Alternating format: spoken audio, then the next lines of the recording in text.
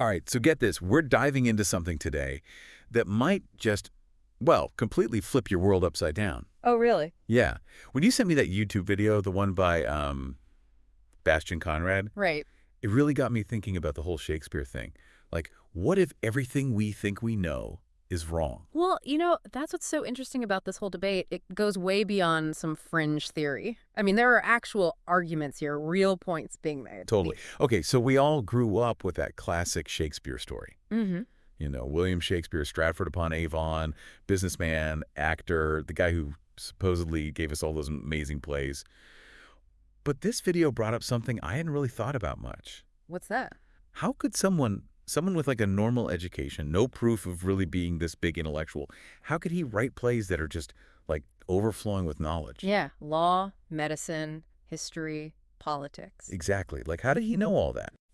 It's a question that people have been wrestling with for centuries. And when you add in the fact that there's basically zero personal writings from Shakespeare, it gets even weirder. Wait, what do you mean zero? I mean, think about it. No letters, no diaries, not even rough drafts of his plays. It's like he just vanished into thin air. Pretty much. I mean, can you imagine if someone like, I don't know, J.K. Rowling died tomorrow and there was nothing, no record of how she worked, no personal letters, nothing. That'd be crazy. People would be searching for clues everywhere. Absolutely. And for a writer as famous as Shakespeare, it's just super strange, especially compared to other authors from back then. I mean, you'd expect letters, legal documents, maybe even some drafts where you could see his edits, Right.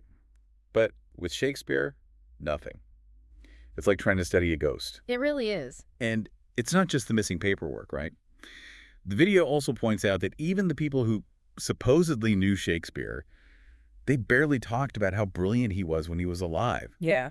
Like, if his work was so groundbreaking, why wasn't everyone raving about him? Yeah, it's a really good point. You'd think a literary giant like that would have made more of an impact while he was alive. It's almost like he was like a ghostwriter, even while he was living. It's a huge inconsistency, hard to ignore. Okay, so here's where the video gets really wild. What if the real author wasn't Shakespeare at all? What if it was Christopher Marlowe? That's where things get really interesting. Because Marlowe, he had the kind of background that Shakespeare seems to have been missing. Like what? Well, a university education, for one, connections to all sorts of powerful people, and we know he had an intellectual life. I mean, there's a record of it. Okay, but wasn't Marlowe a bit of a troublemaker? He was a little controversial, definitely a bright guy, but some people saw him as, I don't know, dangerous, maybe even a little rebellious for the time. So wait, are you saying that maybe Shakespeare was just a name? Like a cover for Marlowe to keep writing? That's one of the theories, yeah. Pen names weren't unheard of back then. Especially if you were writing about risky stuff. This is starting to sound like a spy novel or something. I have to admit, though, part of me still wants to believe the classic Shakespeare story. The small-town boy who becomes a literary superstar. It's a great story. It is. But that's exactly what the video challenges us to think about. You mean whether it's too good to be true? Exactly. Is the story we all know just a romanticized version of what really happened? Are there pieces missing from the puzzle? And you know what else is weird? What? Even some Shakespeare scholars say there are differences, like in the style, between his earlier plays and the later ones. Could that mean someone else was writing them? It's a possibility that's been discussed, for sure. Some say it's just Shakespeare evolving as a writer. Yeah. But others think it could be evidence of, I don't know, maybe multiple authors. Whoa. Like a literary team working together under the name Shakespeare. Yeah. Like a band, each person with their own specialty. It would kind of explain how the plays could cover so many different topics and styles. But let's be realistic for a second. I mean, there's a whole industry built around Shakespeare as we know him. What do you mean?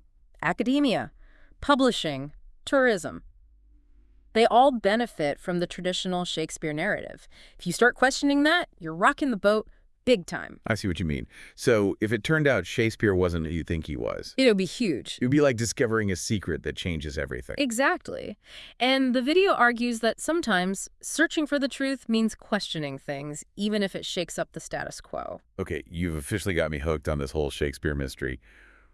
What else does the video say? Like, what other clues are out there? Well, the more you think about it, that missing archive is a big deal. I know, right? Like, no personal writings from a guy considered one of the greatest writers ever.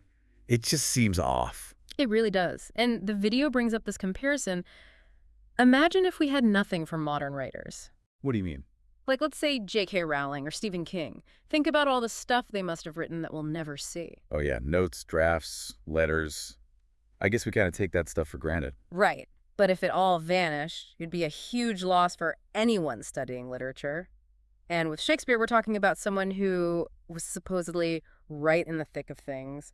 London theater scene, hanging out with actors, writers, the whole bit. Yeah, he was a big deal. So you'd think there'd be at least a few scraps of paper, right? You'd think so. A note to a friend, a receipt, something. But nope, nothing. So the video's saying that this missing archive, it really makes you question if Shakespeare actually had the background to write these plays. Exactly. The education, the life experience, you'd think it would leave some kind of trace, but there's nothing. Okay, so then we're back to Christopher Marlowe. Because he did have that background. He did.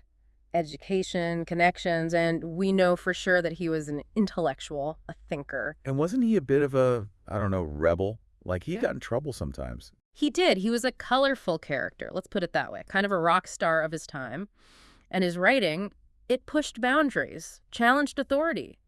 Some people thought he was dangerous. So the video is suggesting that Shakespeare could have been a way for him to fly under the radar? It's possible. Keep writing without attracting too much attention. Wow, this is getting more and more intriguing. Okay, but let's talk about the plays themselves for a minute. You mentioned that some Shakespeare scholars have noticed differences in style. Between the early works and the later ones, yeah. It's been debated for a while now.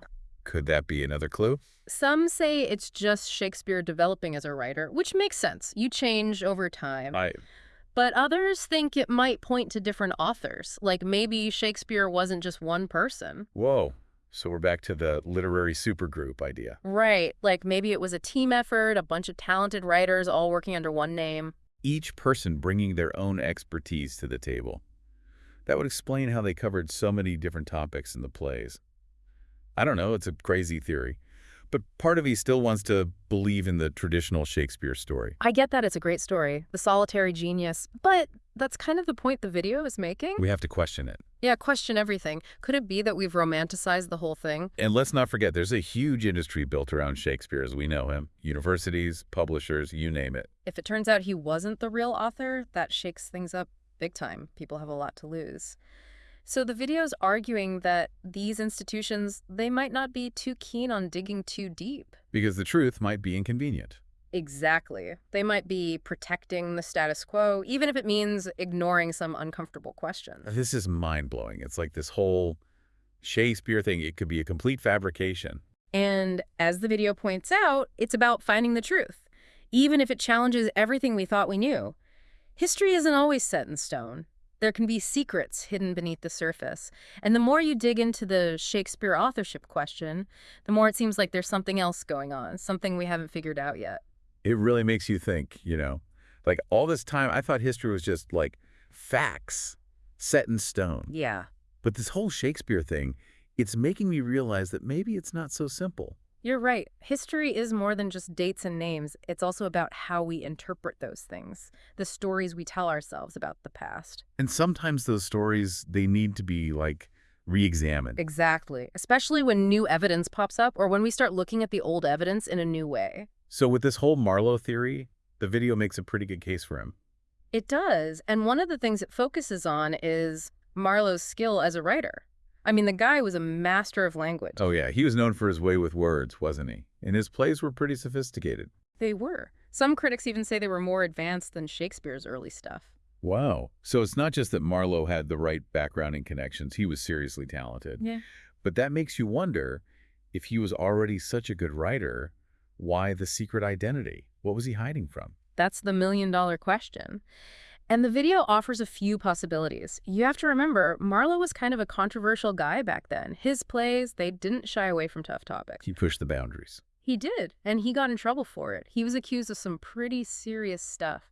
Atheism, treason, the whole 9 yards. So maybe Shakespeare was a way to avoid all that. Could be. A way to keep writing without putting himself in danger. It's like something out of a movie. Okay, so we've got this talented, controversial writer, maybe using a fake name to protect himself. And if he was the real Shakespeare, that changes everything, doesn't it? It does.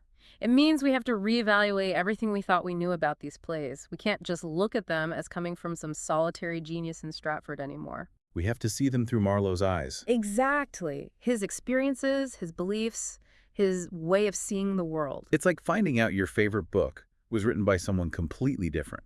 It makes you question everything. And this whole authorship thing, it goes beyond just literature, right? It makes you think about history in a different way. It does. It shows us that history is messy. There are always multiple sides to the story. And what we believe about the past, it can be shaped by all sorts of things. Politics, biases, even money. You got it. And don't forget about the role of technology in all of this. I mean, this video we're talking about, it wouldn't exist without the internet. True.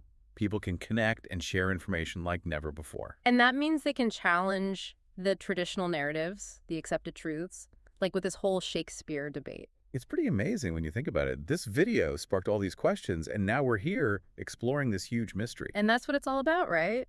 Questioning things, digging deeper, being open to the possibility that there's more to the story than we thought. Well, this has been a wild ride. Thanks for taking this deep dive with me. I feel like I've learned so much, not just about Shakespeare, but about history in general. It's definitely made me want to do some more research on my own. Me too. And who knows, maybe one of us will be the one to finally solve the mystery. Maybe. But until then, it's up to all of you listening to keep digging, keep questioning, and see where the evidence leads you. Because with the Shakespeare authorship question, it seems like the truth is still out there, waiting to be discovered. Thanks for listening, everybody.